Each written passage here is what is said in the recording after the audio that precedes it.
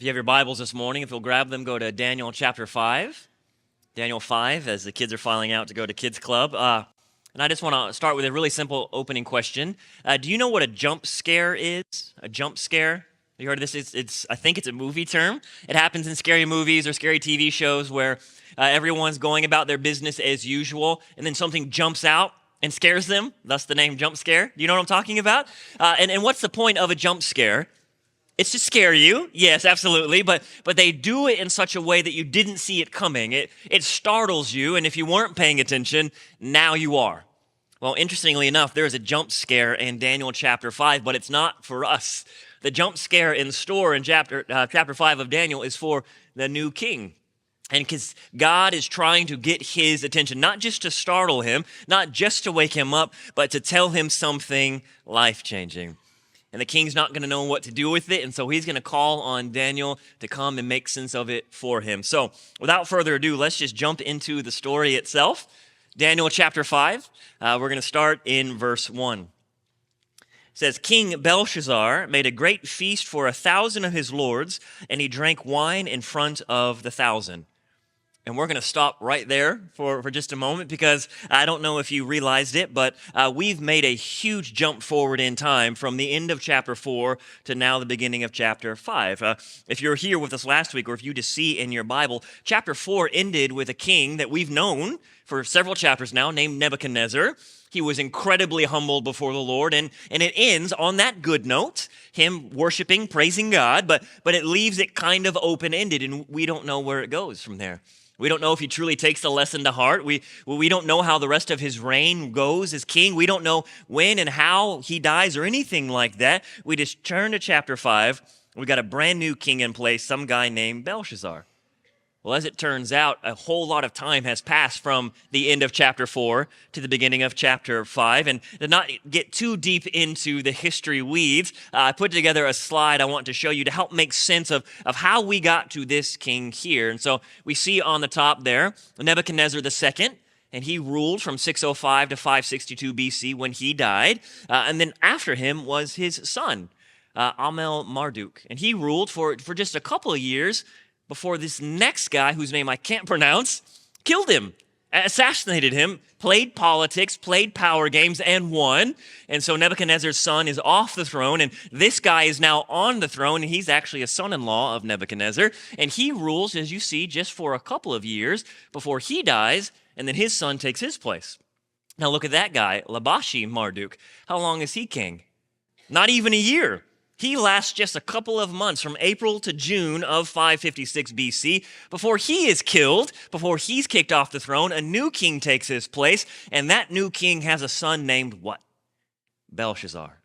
And so that's what we see here. This much time has passed from the events of chapter 4 with Nebuchadnezzar the Great, Nebuchadnezzar II, down to Belshazzar, son of the king. But in our passage, something interesting happens. We don't see his father's name presented, but we keep seeing his father Nebuchadnezzar being mentioned. And so what does that mean? This is just a historical side note. When we see it in Daniel 5, and it's going to come up a lot, we're not talking biological father. We're talking like a forefather, a predecessor, a king that has come before him. And so Belshazzar is on the throne, even though his father is technically the main king. His father is away on business, doing king things elsewhere. And so Belshazzar is the one who's in charge. And Daniel 5 focuses in on him and what he needs to learn about the one true God. So what's going on in the life of Belshazzar at this point? One final historical detail before we move forward. Things actually aren't great. Things are actually going very poorly for him, whether he knows it or not fully. There is another world empire that's rising up that's going to attack and eventually conquer Babylon. Matter of fact, this very night when we're reading this passage, when he's throwing this feast, that army is just outside the city gates about to attack. Surely a king knew this was coming. Surely a king had heard rumors or had heard about the defeats of his army in the face of this new empire that's coming. And yet, what do we have in verse 1? What does this new king decide to do with all his power and control? He throws a party. He throws a wild party. So you might be wondering, why on earth would he do that? This makes no sense. I'm not a king, but if I were king, I wouldn't be throwing a party when an enemy army is coming. And so it gets us into the mindset of this king. Maybe on the one hand, he thought that he was too powerful. He and his kingdom were impossible to stop, impossible to overcome. And so he was resting secure on his wealth and his power. He'd never been beat before, neither had his kingdom. So surely today wasn't going to be the day. Or maybe he was nervous, but he didn't want to show it. Maybe he was just posturing. Maybe he was putting on a brave face and acting tough in front of all his lords and ladies, all his noble people to boost morale. Or maybe, just maybe, he was arrogant and self-assured and foolish, just like all the other kings that had come before him. But whatever the reason was, he throws this massive party, and it says he's not just attending the party, he is front and center leading the way. So let's read what happens next and how God gets a hold of his attention. This is verses 2 through 12. So Belshazzar, when he had tasted the wine there at the feast, he commanded that the vessels of gold and silver that Nebuchadnezzar his father had taken out of the temple in Jerusalem be brought there, so that the king and his lords and his wives and his concubines might drink out of them.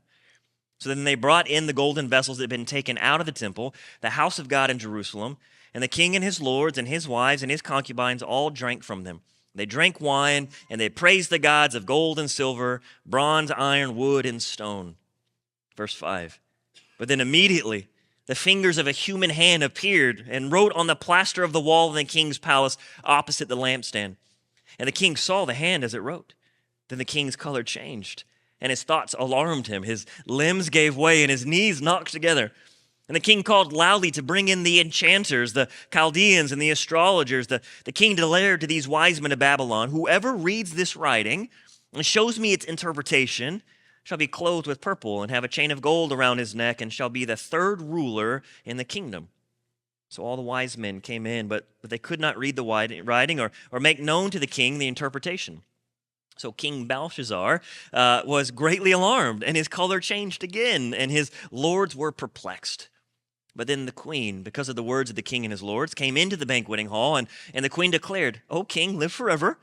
Let not your thoughts alarm you. Let not your color change. There is a man in your kingdom in whom is the spirit of the holy gods. In the days of your father, light and understanding and wisdom like the wisdom of the gods was found in him. And King Nebuchadnezzar, your father the king, made him chief of the magicians, enchanters, Chaldeans, and astrologers, because an excellent spirit and knowledge and understanding to interpret dreams and explain riddles and solve problems were found in this guy Daniel, whom the king named Belteshazzar. Now let Daniel be called, and he will show you the interpretation. Okay, so that was a lot, but let's work through it. What was going on? What happened here? It says, first and foremost, right in the middle of this wonderful party, and presumably, most likely, incredibly drunk by this point in the party, the king has this light bulb moment. He says, you know what would be really fun? What if we go to the treasury and we take out all the gold and the silver goblets that Nebuchadnezzar took from foreign lands that he conquered? You remember? We got tons of them. Let's bring them out and let's just drink from them and add to our merriment. Now, on the one hand, we could be like, this guy's clearly drunk. This is silly. This is absurd. But we need to know that this sort of thing wasn't considered silly back then. Even by their own standards, what he was doing here was considered out of line. So what was it that was so troubling about what he was doing? Well, he was taking holy things that were used for worship, and he was using them like common things, like simple dishware. In other words, the king was being defiant. He was flexing. He was trying to show off his power and his dominance by mocking the gods, insulting the gods of other people that his people had conquered. You might use these things to worship your God, but I use these things just to get drunk. And how do we know that was his intention? How do we know he was being defiant and insulting? Look again at verse 4. It says they didn't just take the things dedicated to worship God and use them instead to get drunk. That was bad enough on its own, but they go a step further, and he leads them in worshiping their own pagan false gods. So all that to say, we have this rotten king who's out of touch with reality, who's drunk on ego and power and wine at this point, and he's calling the one true God out. He's challenging him. But little did he know the one true God has no problem answering that sort of challenge. Because what happened next? We have the jump scare in verse 5. So everything's going well. He's having fun. He's a little bit out of his mind. The wine is flowing. And then suddenly in verse 5, out of nowhere, just a hand appears. No body, no ghost, nothing else that you can see, just a hand by itself. And it starts writing something on the wall in full view of the king. And how did this proud, powerful king respond? The color drains from his face. He gets weak in the knees. He's holding on to the edge of the table, right? He's about to pass out. And so he does what a king does, and he screams for help. Somebody come explain this to me. What on earth is going on? Are you seeing what I'm seeing? And if you are, what does it mean? And so his wise men come clamoring in. They've done this before. We've seen this before in Daniel, right? They come in, but what happens? They're out of their depth. They don't know what they're doing. They don't know what's going on because, as it turns out, pagan religion isn't much use when you're dealing with the one true God. Now, I don't know about you, though, but as I'm reading through this, I thought to myself, well, why didn't he just call Daniel? Like, we've been through this. Daniel's the guy. Why wouldn't he just call Daniel to begin with? Well, there's a really simple answer for that. By this point in time, enough time has passed. There's been enough turnover at the top, enough different kings in and out with their courts and their officials and all that sort of thing, that Daniel, even though he was still around, had been pushed to the side and forgotten. But it just so happens that the queen, and hopefully we recognize by now in this story, nothing just so happens. It's all by the hand of God. But it just so happens that the queen, most likely the king's mother, so the queen mother, she comes running into the room and says, "Don't panic, my son. Get up off the floor. Everything's okay. I'm old enough to remember there's a guy. There's a guy that's been around, and he does this sort of thing. He's kind of famous for it. You've forgotten about him, but find him. His name is Daniel. He's skilled at this sort of thing, and he can help you out." So they find Daniel, and they bring him in, and let's read and see what happens. Picking back up in verse 13. It says, "Daniel then was brought in before the king. And the king answers and says to Daniel, 'You are that Daniel, one of the exiles of Judah, who the king my father brought in from Judah. Well, I've heard of you, that the spirit of the gods is in you, and that light and understanding and excellent wisdom are found in you. Now, hear me, the wise men, my enchanters, have been brought in before me to read this writing and make known to me its interpretation, but they could not show the interpretation of the matter. But I've heard that you can, and that you give interpretations and you solve problems. Now, if you can read the writing and make known to me its interpretation, you shall be clothed with purple. You'll have a chain of gold around your neck. You shall be the third ruler in the kingdom.' And then Daniel answered, and he said before the king, 'Let your gifts be for yourself, and give your rewards to another. Nevertheless, I will read the writing to the king, and I'll make known to him the interpretation. O king, the Most High God gave Nebuchadnezzar your father kingship and greatness and glory and majesty. And because of the greatness that he gave him, all peoples, nations, and languages trembled and feared before him. Whom he would, he killed, and whom he would, he kept alive. Whom he would, he raised up, and whom he would, he humbled. But when his heart was lifted up, and his spirit was hardened so that he dealt proudly, he was brought down from his kingly throne, and his glory was taken from him. He was driven out from among the children of mankind, and his mind was made like that of a beast, and his dwelling was with the wild donkeys. He was fed grass like an ox, and his body was wet with the dew of heavens, until he knew that the Most High God rules the kingdom of man and sets over it whom he will. And you, his son, Belshazzar, you have not humbled your heart, though you knew all of this. But instead you have lifted up yourself against the Lord of heaven, and the vessels of his house have been brought in here before you, and your lords and your wives and your concubines, you've all drunk wine from them. And you've praised the gods of silver and gold, of bronze and iron and wood and stone, which do not see or hear or know, but the God in whose hand is your very breath, whose hand are all your ways, you have not honored." Let's stop right there. Now, I don't know if you picked up on this or not in this passage, but what you just read here is a verbal murder. And I mean that jokingly, but did you pick up on just how subtle and yet vicious this back and forth was? First, we have the king, who is already in a very vulnerable place, right? He's desperate for help. He doesn't know what to do. He's so scared he's about to pass out. They find him someone who can help him. And then even then, when Daniel shows up, the king slights him in front of everyone.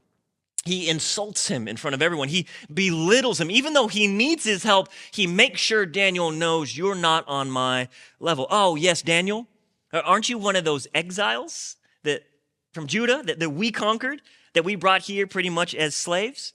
In other words, even though I need you, you're not like me. You're not one of us. You're here because I want something from you. You're just another loser from a place that I've dominated. But listen, if you help me out here, I'll make you rich beyond your wildest dreams. So basically, everyone can tell. Daniel knows the king doesn't care about Daniel. The king is not interested in Daniel. The king does not value Daniel. All the king wants is what Daniel might do for him. And in return, the king offers the only things that mean anything to him: wealth and power. That's all he cares about. So he's like, look, if you help me, I'll give you what you want. If you help me out, even though you're a loser, I'll make you a somebody. But how did Daniel respond? Way harsher than we've ever seen him be before, right? He's had run-ins with the king before. He's been in tricky situations before, and he handles it wisely and maturely and deftly. But here, no holds barred. He goes right at the king because the king was wrong about him. He wasn't just some old forgotten has-been, and he wasn't someone you could buy. He was a prophet of the Most High God. And he was going to let the king know and everyone else know just what that meant. So before he even gets to the task at hand, before he even addresses any of the writing on the wall, he verbally pins the king to the wall. Do we pick up on that? And imagine the scene. In front of all the king's special VIP guests, Daniel unleashes this scathing rebuke right to the king's face, and he doesn't water it down. First, he says, look, you can keep your rewards. There's nothing that you have that would possibly interest me. I don't want it. Give it to somebody else. Secondly, more importantly, do you remember how powerful Nebuchadnezzar was?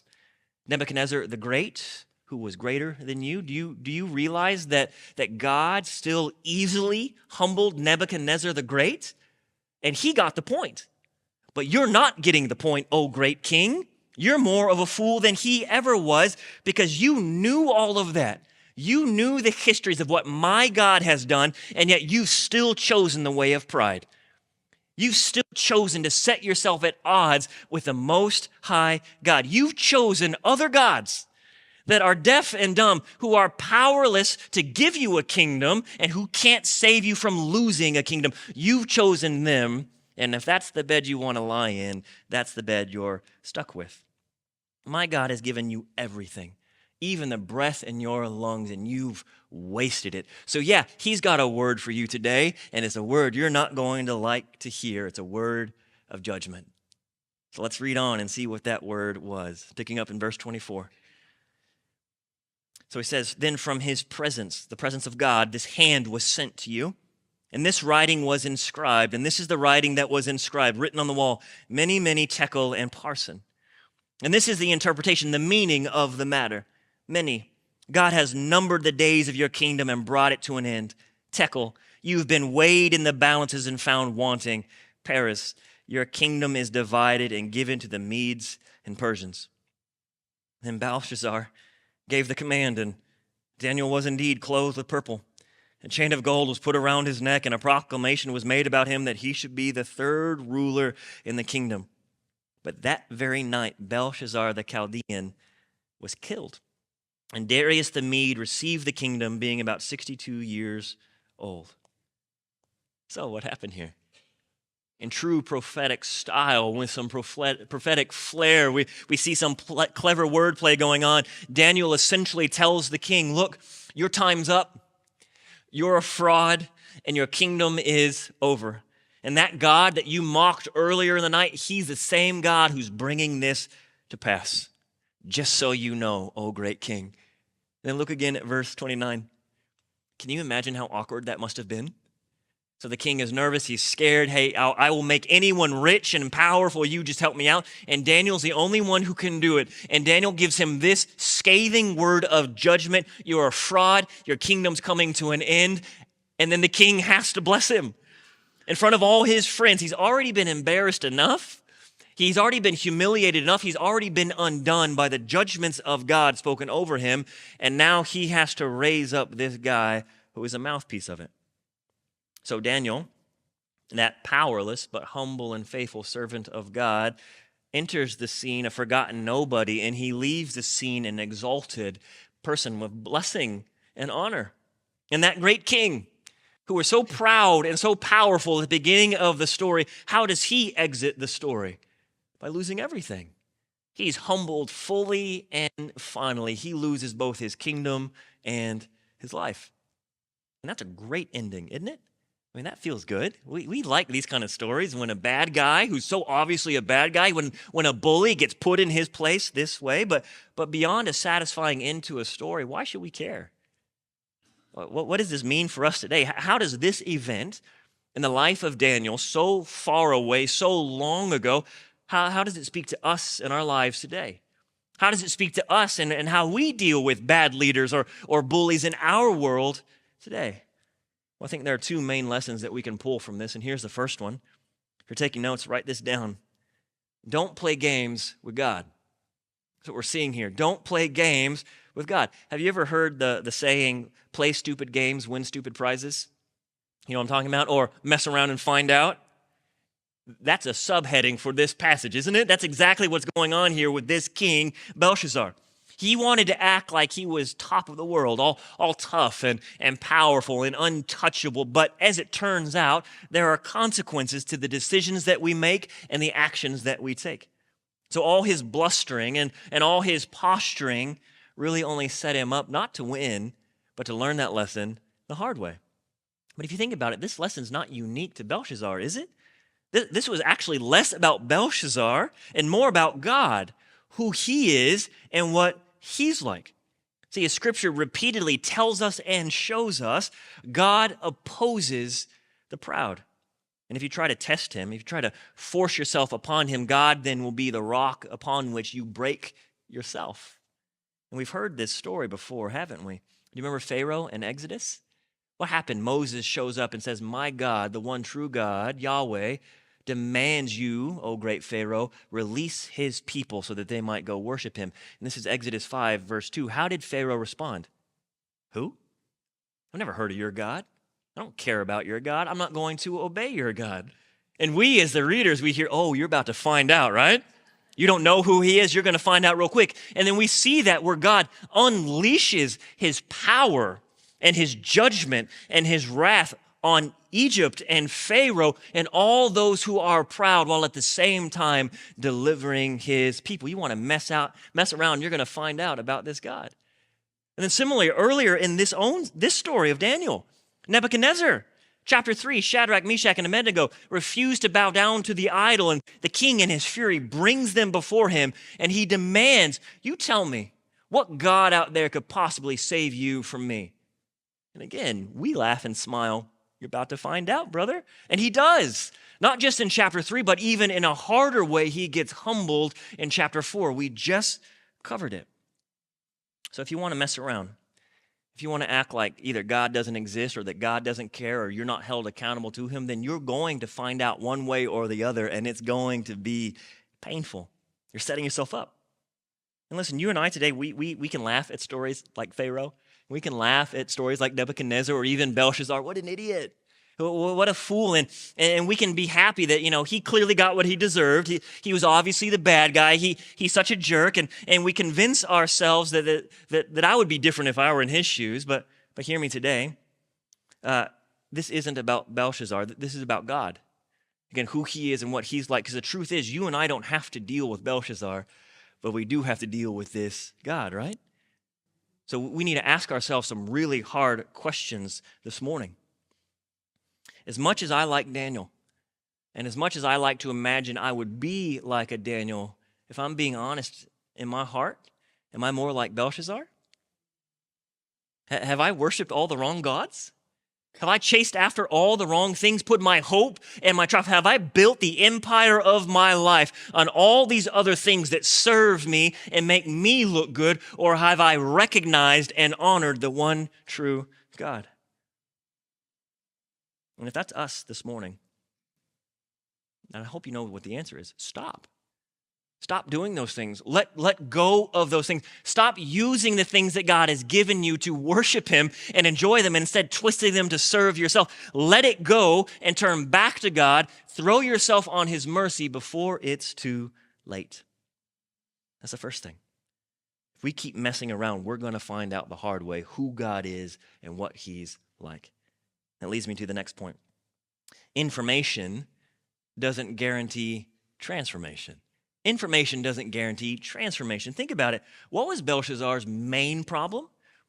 It's not that he lacked information about God, right? What was it? It's that he knew it here.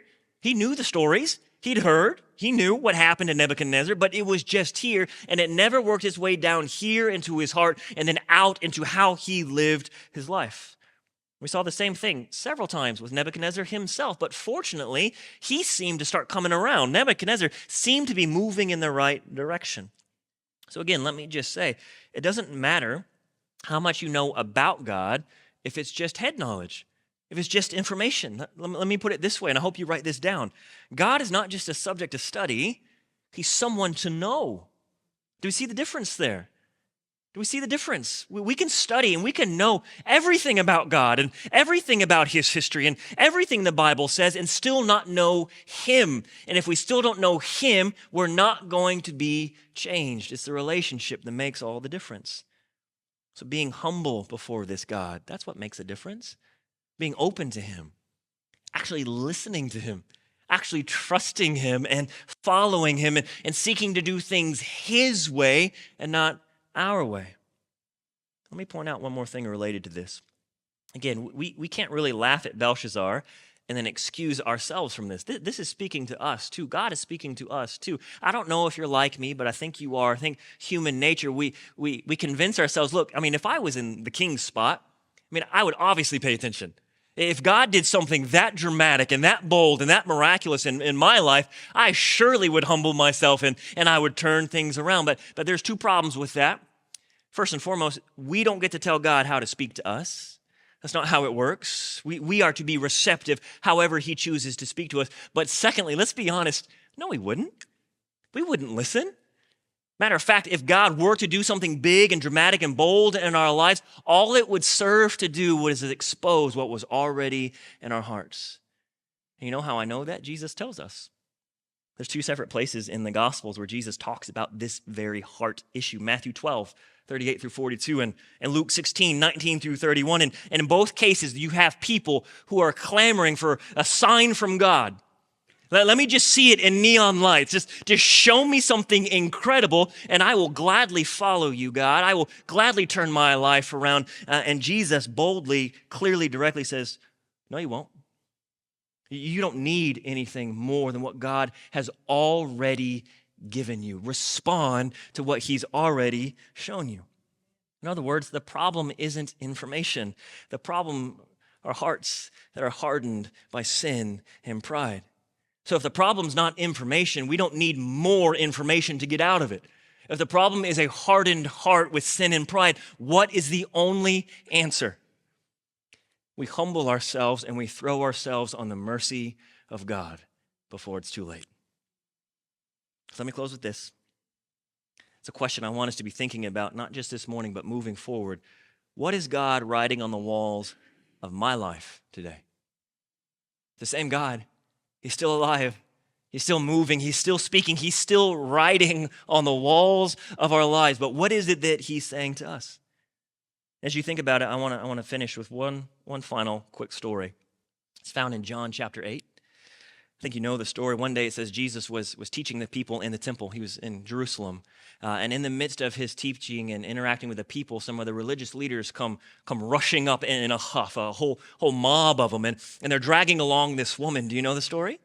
That this woman, poor thing, was caught red-handed, right in the act of adultery. And so they drag her out in front of everyone, further humiliating her. And they throw her down at the feet of Jesus and they say, the Old Testament law, if you know it, says we should kill someone like this. We should stone her. What do you think, Jesus? And as the reader, you have to pause for a moment, like, I got all sorts of questions. What do you mean you caught her red-handed?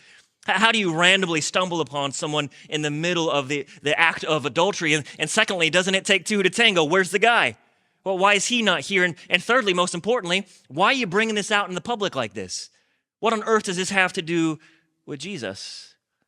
And then we start seeing it's their hearts that are actually on trial here because they're setting a trap. They don't care about this woman. They're using her. They're humiliating her. She's just a pawn in their wicked schemes to trap Jesus. They want to make him look bad some way, right? And so they set up this whole scene. They've orchestrated the whole thing, and they bring her in, they throw her at the feet of Jesus. But how does he respond? They demand an answer. Tell us, what should we do with someone like this that's so wicked? Should we kill her? Can we kill her? What do you say, Jesus? He doesn't say anything. He bends down, and he starts writing with his finger in the dirt. And they don't get it. They're frustrated, and we want an answer. So they push him, and they press him, and they keep asking him until finally he stands up. And what does he say? He says, all right, whichever one of you is without sin, you go ahead and throw the first stone. You make the first move. And then he doesn't even wait for them to give an answer. He bends back down, and he keeps writing in the sand. And the amazing thing is the text doesn't even tell us what he's written, but it works. It says, one by one, everyone who was present, whether you're part of the angry mob or not, they leave. They file away until all that's left is Jesus and this woman. And at that point, Jesus stands up and he looks at her and he said, where'd they go? Was there no one here that can condemn you?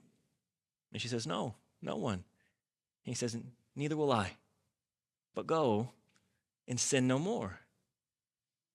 And so we have to wrestle with things like this because this is where I'm going with this.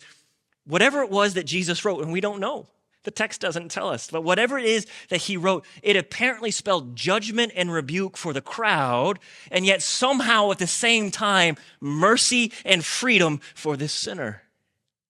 Judgment and rebuke for those who were proud, who didn't care about God, who didn't care about people, who just wanted to look good. Judgment and rebuke on them. But this woman who was willing to humble herself, who had already been humbled, it was a word of freedom and mercy. And the same is true for us today. So I asked you earlier, just a moment ago, what might God be writing on the walls of your life today, on the walls of my life today? I think there's a lot of things that he can have written, but I know there's one for sure, and it's this: Jesus is Lord. And this simple word from God can spell judgment to the proud, but life and mercy and healing and wholeness and freedom and joy and so much more to those who will humble themselves and receive it. So friends, today the writing is on the wall. How are we going to respond?